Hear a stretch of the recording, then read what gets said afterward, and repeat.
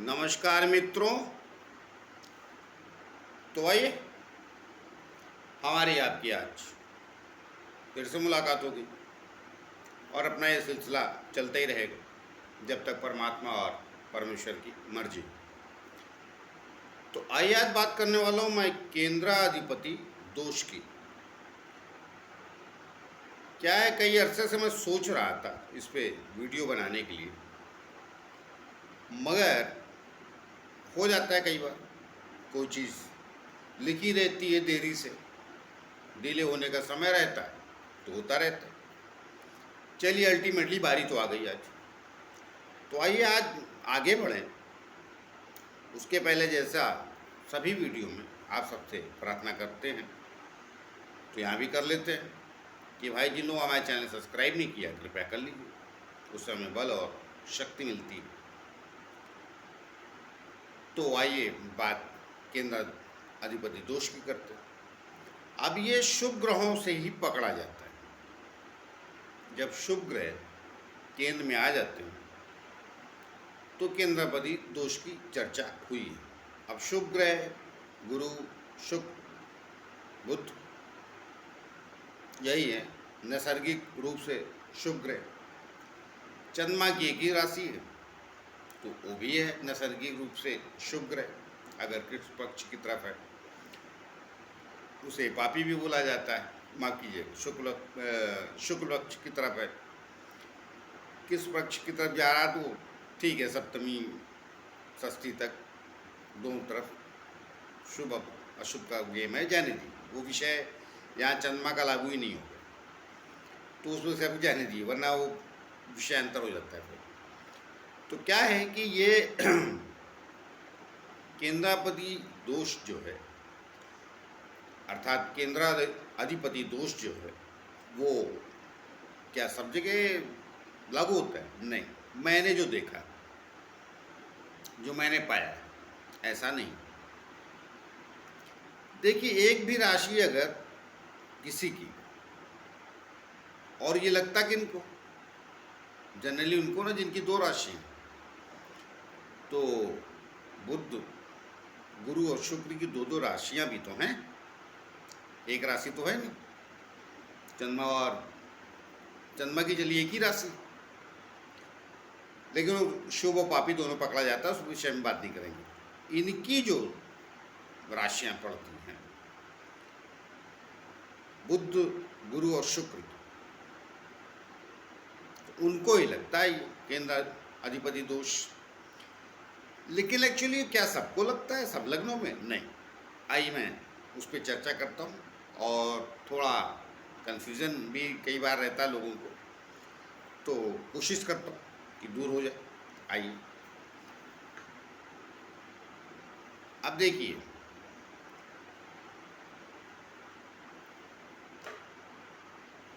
मेष लग्न होगा, अगर यहाँ एक लिख देंगे तो कोई भी राशि यहाँ पर केंद्र में आएगी नहीं। 1 2 3 तीसरी मतलब मिथुन, 4 5 6 7 8 9 10 11 12, अर्थात दो राशियां केंद्र में आती नहीं हैं। मैंने एग्जाम्पल के लिए बताया। तो जब दो राशियां केंद्र में आएंगी तो उनको ये दोष लगेगा। तो वो दोष नहीं लगता, दोष इसलिए कहा गया, क्या ही बताता हूँ कारण। उस पर अभी ज़्यादा विषय में जाऊंगा तो वीडियो लंबा होने लगता, और ना ही वृषभ का लगेगा। हाँ, मिथुन राशि का जरूर लगेगा। आइए देखते हैं। 3 यहाँ लिखा, 4 5 तो 6 यहाँ लिखेंगे, 7 माफ कीजिएगा 3 6 7 8 9 10 अब ये दोनों राशियां मिथुन लग्न में केंद्र में आ गई। मिथुन लग्न में दो शुभ ग्रहों की राशियां केंद्र में आ गई। 3 यहाँ लिखा है, 6 यहाँ 9 और 12 ये आएंगे,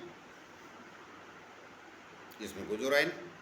तो क्या इनमें केंद्र अधिपति दोष लगेगा? गुरु को अवश्य लगेगा, मगर बुद्ध को नहीं लगेगा, क्योंकि वो लग्न का और आपके लग्न का और सुख स्थान का स्वामी, वो इन दोनों में कहीं भी केंद्र में भी बैठ जाएगा तो भी बढ़िया कमाल करेगा वो, मगर गुरु को लगेगा यहाँ इस लगन। कारण दशमेश तो गुरु है, ये सप्तम भी है, और सप्तम स्थान और ये दूसरा स्थान, सब जगह कहीं ना कहीं मारक अवश्य पकड़ा जाता है। और गुरु और शुक्र मित्र भी नहीं, माफ कीजिए, गुरु और बुद्ध मित्र भी नहीं, तो यहाँ लगेगा सप्तम। गुरु जरा भीतर के स्थानों में चला गया 6, 8, 12 में कहीं, तो ये अवश्य आपको कष्ट दे जाएगा। तो इसे ही केंद्राधिपति दोष कहा गया कि 2 राशियां उसकी केंद्र में आ गई मगर एक मारक स्थान पे आ गई। बाकी केंद्र की पहली, चौथी और 10वीं, मतलब पहला स्थान, चौथा स्थान और 10वां स्थान, यहाँ कोई भी ग्रह बैठे या दृष्टि डाले ज़्यादातर शुभ फल ही देता है। और उसमें चर्चा में जाऊंगा कौन सा थोड़ा कहाँ अशुभ और किसके लगन में हो जाता है, विषय अलग हो जाए, लेकिन जनरली मगर इसे मारक भी पकड़ा जाता है। और अगर लग्नेश का मित्र नहीं है तो ही ज़्यादा मारक होता है। तो यहाँ गुरु को अवश्य केंद्र अधिपति दोष लगेगा। और अगर कहीं गुरु 6ठे चला गया, 8वें चला गया, 12वें चला गया, तो कष्ट दे जाएगा किसको? यहाँ का जो भी देखा जाता है पार्टनर, लाइफ पार्टनर, क्या व्यापार कर्महीन भी बना सकता है, क्योंकि कर्म स्थान का भी स्वामी होकर गया ना। तो केंद्राधिपति दोष यही है, बहुत ज़्यादा भ्रमित होने की जरूरत नहीं। तो ये तो मिथुन लग्न में क्लियर, गुरु केंद्राधिपति दोष लगाए ही लगाए, उससे आप बचेंगे नहीं, गुरु अच्छे फल नहीं देगा इसमें। लेकिन अगर वो गलत स्थानों पे गया है, लेकिन पूरा अच्छा दे जाएगा दशा काल में, वो अच्छी बात नहीं, मैं मानता हूँ कि वो सही बात है, अवश्य एक स्थान का नुकसान करेगा, क्योंकि उसकी दोनों राशियां केंद्र में तो आई मगर एक मार्केश हुई। तो आइए दूसरा लगन देखते हैं।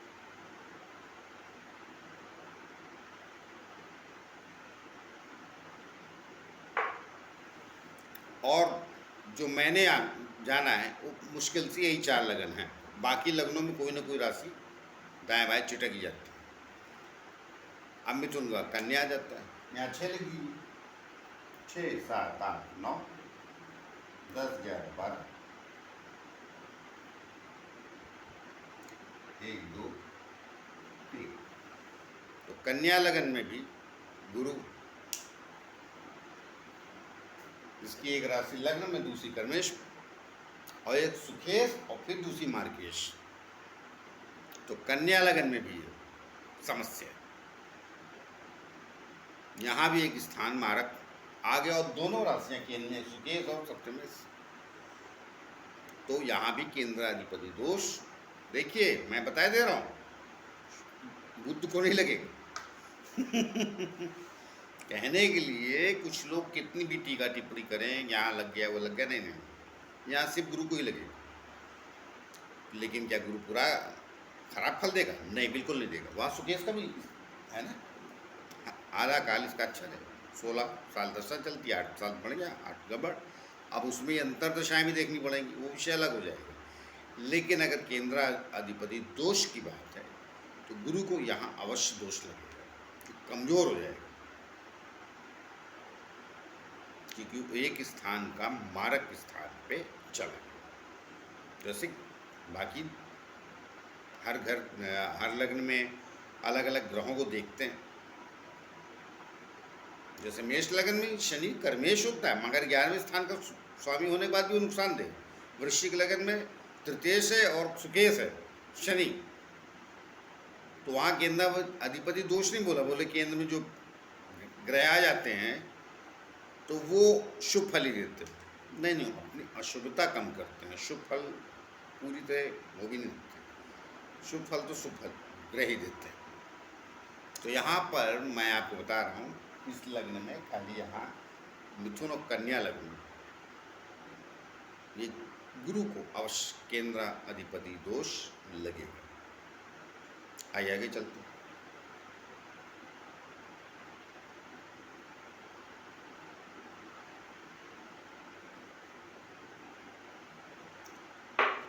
अब इसके लग्न में लगा तो इसी के पलट उसके भी लग्न में लगे, गुरु के लग्न में। यहाँ 9 लिख दीजिए, धनु लग्न 9, 10, 11, 12, 1, 2, 3, 4, 5, 6। तो यहाँ बुध को लगेगा केंद्र अधिपति दोष, क्योंकि ये सप्तम में एक राशिधर है, ये एक राशिधर आ गया। तो बुध आपको इसमें पूरी तरह अच्छे फल दे, शुभ ग्रह हो के भी आवश्यक नहीं। जैसे इसके लगन में गुरु ने नहीं दिया है, वैसे इसके लगन में ये भी नहीं देगा। मसला एक राशि सप्तम जाने से यहाँ का देगा, यहाँ बुध बैठ जाएगा तो बहुत ऊंचाई देगा, मगर यहाँ का भी फल देगा, गिरेगा नहीं। यहाँ का जो कष्ट है वो अवश्य मिलेगा एक राशि को। और यही नियम हर जगह लगता है। उसको क्या नए नए शब्दों से, नए नए उच्चारण से पुकारा गया और वो सही भी है, वो उसमें नहीं आऊँगा, मैं सरलता से बता रहा हूँ। तो आइए आगे, अब एक लगन और बचा।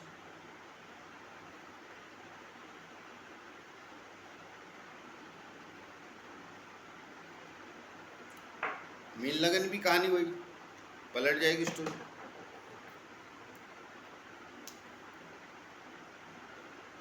यहाँ 12, 1, 2, 3, 4, 5, 6, 7, 8, 9। तो यहाँ कन्या राशि मारा को, तो अगर बुध यहाँ सुकेल बैठा है तो उसका भी फल आपको नुकसान झेलना पड़ेगा। तो जो मैंने देखा है केंद्र अधिपति दोष जो कहा जाता है, वो केंद्र में दोनों राशि आ जाए किसकी, किसी भी शुभ ग्रह की। तो मैंने देखा कि शुभ ग्रह शुक्र तो आएगी नहीं कोई राशि। भाई एक से लेंगे तो 7वें में यहाँ आ जाएगा शुक्र, दूसरे में 2 से लेंगे तो भी 6ठे में चला जाएगा एक राशि शुक्र की। 3 लेंगे तो बता ही दिया, 4 लेंगे तो उसका कोई विषय ही नहीं कि उसकी भी 2 राशियाँ एक जगह पे आ जाए किसी भी प्लेनेट की। 4, 5, 6, 7, 8, 9, 10, 11, 12, 1, 2 निकल गया बाहर शुक्र। सिंह लेंगे तो भी एक राशि इधर, एक राशि इधर, एक कर्म में एक पराक्रम। कन्या लेंगे तो बता ही दिया। तुला लेंगे तो भी उसकी एक राशि इधर अष्टम में आ जाएगी। वृश्चिक लेंगे तो भी कोई प्लेनेट 2 राशियों का केंद्र में स्वामी नहीं होगा। धनु में आएगा, मकर में भी नहीं आएगा कोई प्लेनेट कि 2 राशियों का स्वामी हो। 10, 11, 12, 1, 2, 3, 4, 5, 6, 7, 8 और 9। तो इन 4 लग्नों में केंद्राधिपति दोष अवश्य लगता है। गुरु के लगन में, बुध के लगन में गुरु को, और गुरु के लगन में बुध को एक राशि सप्तम चली जाती है, मारक हो जाती है। उसकी वजह से केंद्राधिपति दोष जो कहा गया है, जो मैं समझता हूँ अपनी मता बुद्धि से, जो मैंने आज तक पाया है, और मैं कई बार आप लोगों से कहता हूँ कि जो दिखता है वही सत्य है। पढ़िए आप खूब, क्योंकि उससे ही ज्ञान प्राप्त होता, मुझे भी हुआ। मगर मति बुद्धि तो आपको अपनी लगानी पड़ेगी। और मैं ये नहीं कह रहा हूँ, मेरे शास्त्रों ने ही कहा है कि भाई देश काल वर्तमान स्थिति परिस्थिति जो भी वहाँ की है उसको आकलन कीजिए, उसके हिसाब से चलिए।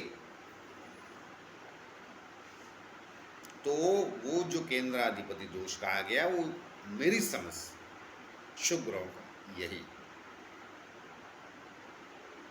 और यही मैंने पाया भी। बाकी किसी लग्न में इन 4 लोगों में लगता है उसका कष्ट अवश्य होता है, वो मैंने देखा भी।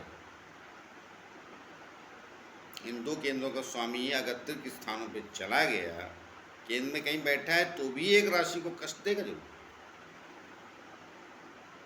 और कहीं तीर्थ स्थानों पे चला गया अर्थात 3, 6, 8, 12 तो थोड़े कष्ट अलग से बढ़ा देता है। और वो कुंडली, हर लग्न की कुंडली का अलग विवेचन, इन 4 का भी अलग से, बाकी ग्रह कहाँ बैठे हैं उसके हिसाब से। लेकिन ये होता अवश्य, ये जो केंद्राधिपति दोष कहा गया तो इन 4 लग्नों को तो मैंने पक्का पाया है, इनमें थोड़ा कष्ट उस 7वें स्थान का अर्थात एक राशि का दशा काल चलेगा, अंतरदशा 2.5 साल के लिए, 3 साल के लिए मान लीजिए, लमसम बोल रहा तो 1.5 साल भला और 1.5 साल दर, आधे फल बांट लेता है।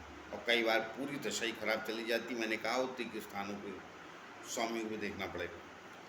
तो आइए और किसी विषय को लेकर मिलते हैं, तब तक के लिए आज्ञा दीजिए।